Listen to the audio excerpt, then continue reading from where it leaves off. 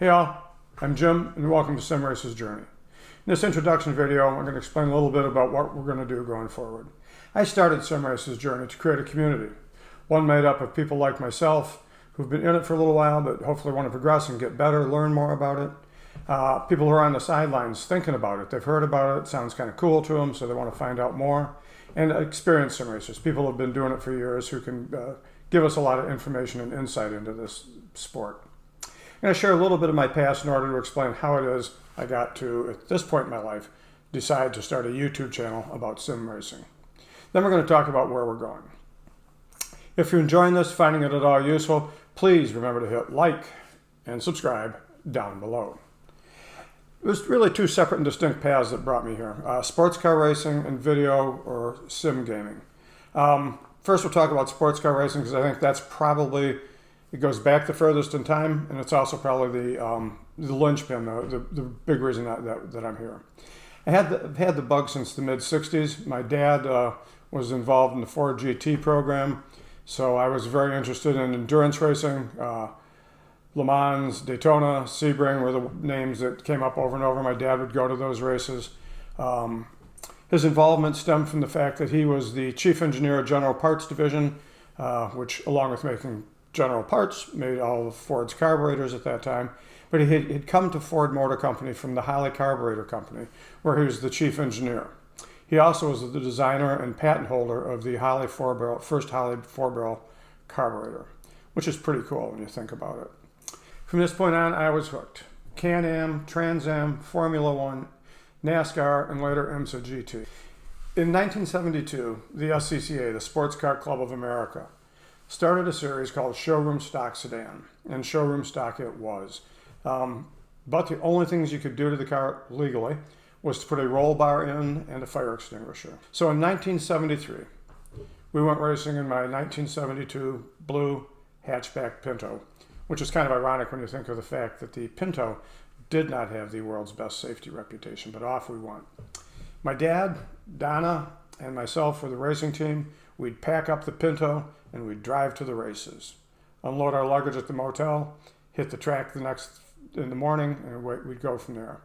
My first SCCA school was up at Road America, which is pretty cool. Not a bad place to start with a legendary track like that. We did okay in our first season. Some seconds and thirds, some great races. Raced a guy named F. Reed Andrews at Nelson Ledges multiple times. That was always a tooth and nail, and always I was second. So I tried though. Like I said, we did pretty well, some seconds and thirds throughout that season. I ended the season up at Waterford Hills, a local track, non-SCCA, but they more or less followed SCCA guidelines. But I ended it with a rollover, coming onto the main straight, went a little bit wide, got into the runoff area, which was kind of soft and gravelly, and cut the wheel a little bit too hard coming back on the track. The wheel dug in, flipped the car, and I remember two very distinct thoughts as we rolled over and the windshield caved in. One, thank God the car has a roll bar.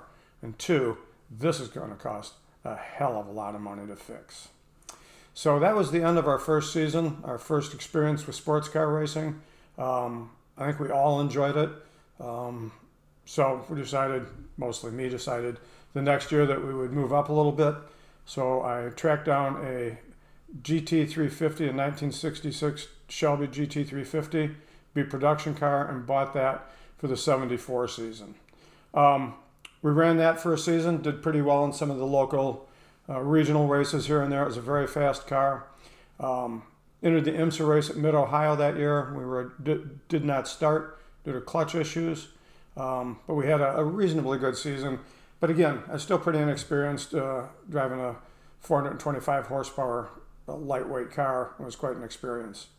All through this time, I was absolutely fascinated with IMSA GT. Peter Gregg and Hurley Haywood from Brumos, John Greenwood, Hans Stuck, Michael Kaiser, Al Holbert, and all the other cast of characters and cars that comprised IMSA at that point in time. It was just fascinating. But my favorite car and my favorite team was Horace Queck and Harry T. and their Capri RS 2600.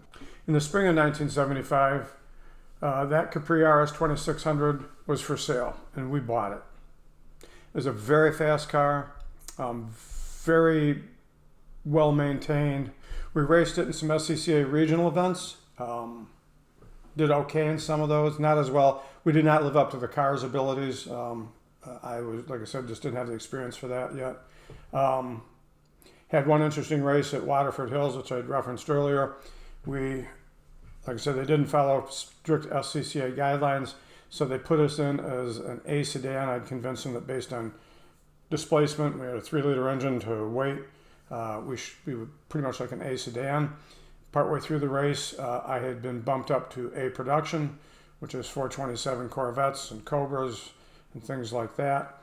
And by the end of the race, we've been classified as an A Sports Racer, which is the amateur Can-Am cars. So that was a very interesting day. Our final race of the year was the Mid-Ohio 100. I qualified poorly, got off to a rocky start, and we didn't finish the race. Donna, myself, and my dad had decided that this would be our last race for a while, forever probably. My dad had been remarried just a little while earlier. Donna and I were going to get married in about a month, and we just decided this was a logical place to take a break and just enjoy the fun we had doing this. So the next part of this journey, this pathway to get to this YouTube channel, was video games and Sims. I remember going into an electronics store in the early 70s with Donna and seeing this thing called Pong and just being fascinated. It's like, wow, look at this. This is amazing. How awesome is this? So that was sort of like my first hint of what might be coming in the future. Time went on. I played Flight Simulator on my Apple II Plus, which gives you an idea how long ago this was. Never was a hop and bop or a platform gamer. Mario Brothers, Donkey Kong, none of those really appealed to me. They were fun playing with our kids and the nieces, but they never really had a big appeal to me. What really appealed to me the most, what really got me going, was games that were simulations. Simulations to some extent. I know simulations now compared to back then are a completely different thing. I get that. But back then, these were pretty cool. Microprose produced a lot of them that I played. Gunship, M1 Tank Platoon, B-17 Flying Fortress, Falcon 4, and a whole bunch of other titles. That's my assistant, Liza. She occasionally has a little bit of commentary she likes to put into this. Hopefully she'll stop. In 1989, we owned a retail computer software store at that point in time. A guy walked into the store, sat down, and said, "Hey, have you ever heard of a game called Air Warrior? It's amazing." Air Warrior was a World War II combat flight simulator. It was one of the first massive multiplayer online games. At the time, it was the most realistic, the coolest thing I could think of, and it was just amazing. It was also very addictive and very expensive. It would run anywhere from $6 an hour to $9 an hour, depending on the time of day you played, and it was very easy to rack up a $500 plus bill in a month. So I did that for a while, probably longer than I should have, but it was a great experience nonetheless. Got involved with a squad, which is analogous to a clan today, of a bunch of guys. We called ourselves the Damned. We were awfully good for a long time. We won a lot of campaigns, and I still remember that community as being the best part of that. Talked on the phone to some of these guys through that era. Went to visit the National Air and Space Museum with one of them one time. Our schedules coincided in the DC area. I still have 2 volumes of books downstairs of emails and things like that, and messages that we had between all of us at that point in time. One of the guys actually owned a P-38 Lightning, a World War II fighter plane. And so that community thing stuck with me. And that's part of what I really want to form with Sim Racer's journey. Got to a point in life where I just sort of stopped gaming. Took a lot of years off. Marriage, having kids, jobs, other things in life that sort of pulled me away. And I just stayed away from gaming for probably, I want to say 10, 12 plus years. I don't know, it was a long time. But let's forward to 2010. Don and I were empty nesters. Our son was in the Army. Our daughter had moved out to live with her fiance, and we had just bought a new house. And I remember one morning Donna said, "Hey, I saw this really cool game on the Today Show with an Xbox with Kinect. It's awesome. We should go get it. So we went and got it. We played that for a while. Played a couple other games. Then a friend of mine gave me Forza Motorsports 4. It was amazing. I had a crazy Fiesta 500 horsepower thing that I raced. Had all the assists turned on because I had no idea what I was doing. I was playing on a controller, but it was just amazing. I'd make Donna watch replays, and it was just really, that was sort of the beginning of this turn into these racing simulators. I can tell my assistant wants in. We'll be right back. Fast forward a few years, got an Xbox One S, Forza 6, Forza 7, then a Thrustmaster TMX Pro with T3PA pedals, which were a huge game changer. And those two sims, or simcades as they're called, were just amazing. And I still enjoy them. I don't play them very much at all anymore, but being able to play in Le Mans with Ford GT versus Ferrari, it's still fun, and it was an awful lot of fun. But that's where the bug was really planted that led me to where I am today with this.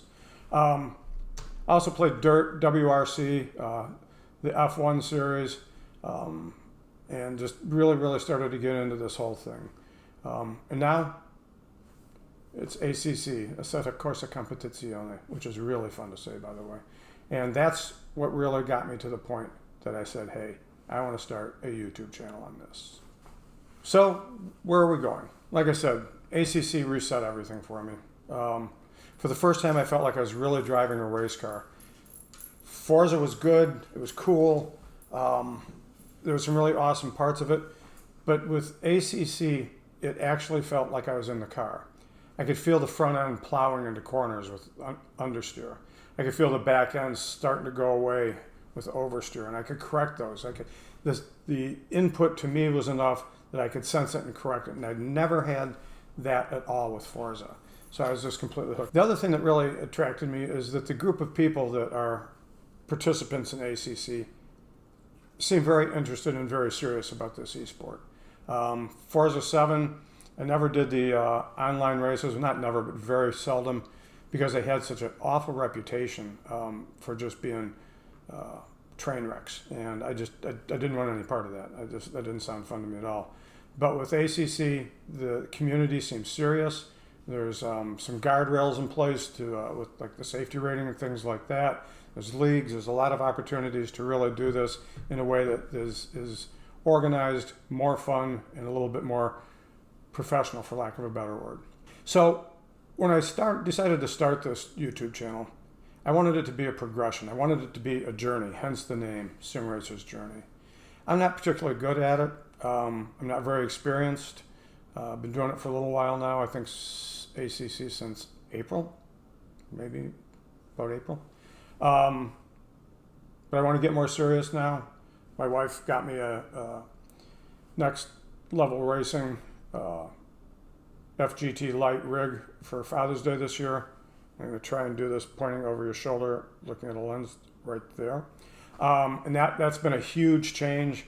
The immersion factor is through the roof. I was using a homemade wooden wheel mount with a dining room chair and a cushion so my butt didn't get sore up to this point in time. So that was a huge change for me, and I love it. We have plans to upgrade. I'd like to get a Fanatic CSL DD wheelbase and some load cell pedals, maybe a gaming PC at some point in the future. We're in the process of, at the very beginning, but still in the process of building a studio in the basement so that y'all don't have to look at our family room every time I do one of these videos, and listen to my assistant Liza barking when she needs to come in. Along the way, we're going to get into some other sims. iRacing, I'm intrigued by that, but like I said, I've got to have the gaming PC for that. Automobilista 2, I've heard great things about Race Room, and just a whole lot of different things that way, and we'll just sort of go through that journey together. We'll be reviewing hardware as we go along, and we'll want to find ways to make it smoother and easier to get into this esport to become a community and to grow and move forward together. Our main mission, as I've said this 2 or 3 times right now, is to make SimRace's journey a community, to learn and grow and to just do this thing together. And we want to take this journey with you all. Thanks for listening. Again, if you liked it, like it, subscribe, and we'll see you the next time. Thank you.